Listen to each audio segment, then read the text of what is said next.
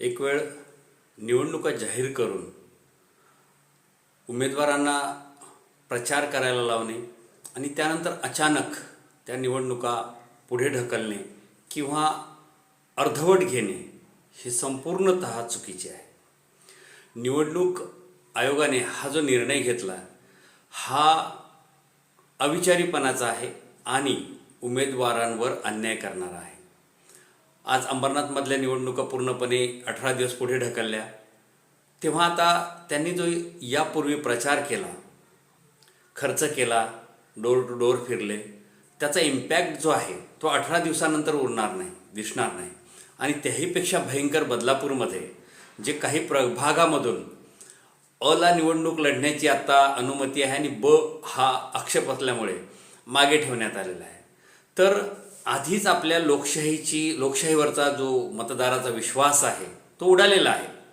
त्याचं कारण EVM असो नाहीतर आणखीन काही असो, परंतु आत्ता ज्या लोकांनी प्रचार केला, अ आणि ब ह्या दोन उमेदवारांनी प्रचार केला, प्रतिस्पर्ध्यांनी त्याच्यामध्ये प्रचार केला, डोर टू डोअर गेले, त्यांनी बॅनर छापले, त्यांनी पॅम्पलेट छापले, तर सगळा खर्च करून झाला.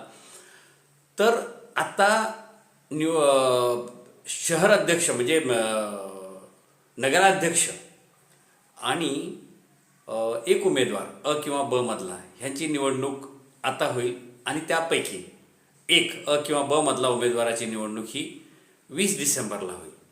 तर थोडक्यात हा प्रकार जो आहे तो आत्ता सध्या निवडणूक लढणाऱ्या उमेदवाराला विजय मिळवण्यासाठी मदत करण्यासारखा आहे.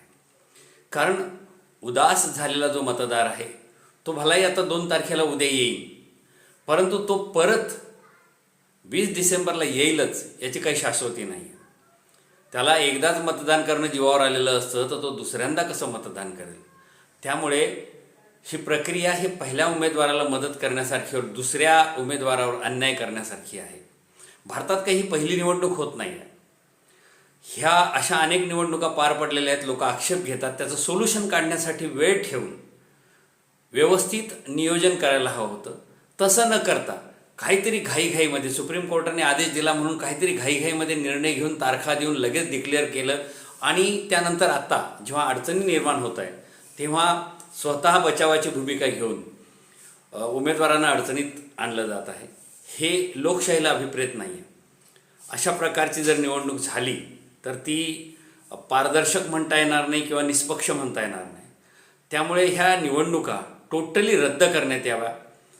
बदलापुरातल्या निवडणुका तरी एक पूर्णतः 20 डिसेंबरला घेण्यात याव्या किंवा अजून वेळ घेऊन तयारी करून पूर्णपणे रद्द करून परत तारखा डिक्लेअर करून घेण्यात याव्या किंवा एकत्र घेण्यात याव्या. अशा प्रकारे आता जर अर्ध्या निवडणुका घेतल्या तर तो संपूर्ण अन्यायकारक होईल, चुकीचं होईल.